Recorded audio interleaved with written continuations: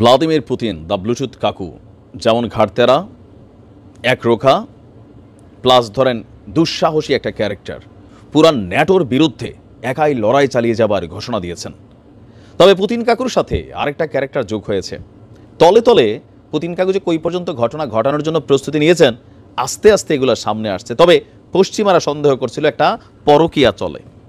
দীর্ঘদিন যাবৎ এই পরকীয়াটা সামনে আসা নাই, কিন্তু একটা গান মনে পড়ছে পুতিনের, প্যার কিয়া তো ডরনা কিয়া।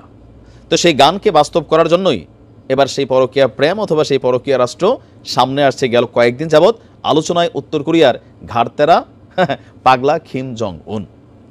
এই প্রথমবারের মতন গেল 2 সপ্তাহে আমরা যদি দেখি যে উত্তর কোরিয়া রাশিয়ার ইস্যুতে যেভাবে বক্তব্য দিচ্ছে, যেভাবে সাপোর্ট দিচ্ছে, এটা কিন্তু আর আমরা দেখি নাই গত 5 বছরে বা রাশিয়া ইউক্রেন যুদ্ধে।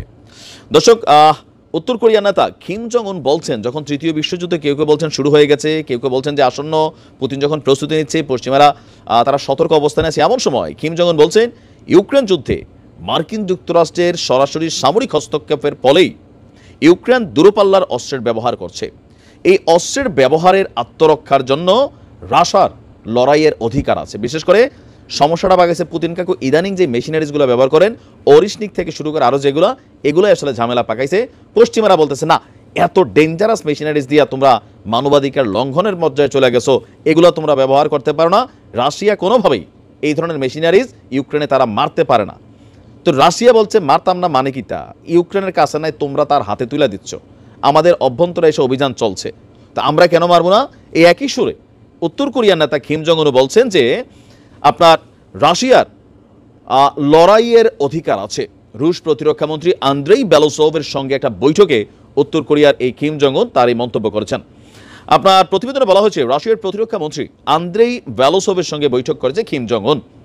তো এই বৈঠকের উদ্দেশ্য কি? বেসিক্যালি মার্কিন আধিপত্যবাদ, এর পাশাপাশি তৃতীয় বিশ্বযুদ্ধ বা সম্ভাব্য সকল ইস্যু নিয়ে দুই দেশের মধ্যে যে প্রতিরক্ষা চুক্তি, এক দেশ অন্য দেশকে প্রতিরক্ষাতে সহযোগিতা করা, সেগুলো নিয়ে একটা বৈঠক হয়েছে এই দুই দেশের মধ্যে।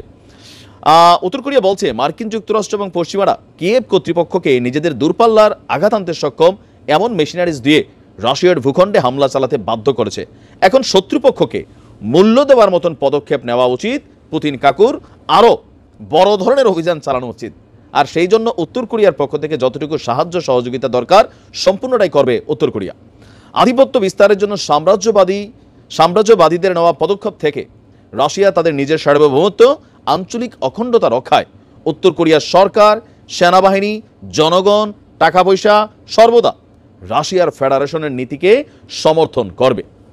গেল জুনে পুতিনের সাথে কিম জং উনের কৌশলগত অংশীদারিত্ব চুক্তির একটা স্বাক্ষর হয়েছিল। তার আওতায়, সেই চুক্তির আওতায় সামরিক সহ সকল ক্ষেত্রে রাশিয়ার সাথে সম্পর্ককে আরও উন্নয়ন, সম্প্রসারণের প্রতিশ্রুতি দিয়েছিলেন আপনার এই কিম জং উন। ওই সময় দুই দেশের মধ্যে একটা প্রতিরক্ষা চুক্তিও স্বাক্ষর হয়েছিল। এরপর থেকেই আমরা দেখছি ওই বৈঠকের পর রাশিয়ায় 10,000-এরও বেশি গোলাবারুদের কন্টেইনারের পাশাপাশি নানান ধরনের মেশিনারিজ দিয়েছেন, সেনাবাহিনীর সদস্যদেরকেও পাঠিয়েছেন রাশিয়ার পক্ষে ইউক্রেনে লড়াই করতে। আর সেই সংখ্যাটাও প্রায় 10,000। রাশিয়ায় উত্তর কোরিয়ার এই সৈন্যরা আপনার মানে কোথায় কিভাবে অবস্থান করছে এ নিয়ে কোনো স্পষ্ট বক্তব্য উত্তর কোরিয়া না দিলেও মার্কিন যুক্তরাষ্ট্র বলছে, ইউক্রেন বলছে উত্তর কোরিয়ার সেনারা মাঠে লড়াই করছে। এখন পুতিন তলে তলে যে সেট আপটা দিছে, এই সেট আপটা কিন্তু টোটালি তৃতীয় বিশ্বযুদ্ধের একটা সেট আপ। কারণ এখন এটা সময় আসছে, আর গোপন টোপন রাখার সময় নেই, পশ্চিমাদের মতন সামনে চলে আসছে। খুবই গুরুত্বপূর্ণ সিদ্ধান্ত ছিল, আগাই যাইতে হবে। পেছন থেকে একটু সাহস আসে, পুতিনের তো বয়স হয়ে গেছে, কিম জং উন তো ধরেন ইয়াং বলতে আমাদের থেকে মুরব্বী, তারপরেও রাজনৈতিক দিক থেকে হিসাব করলে অনেক ইয়াং এবং কি ডাইনামিক ক্যারেক্টার।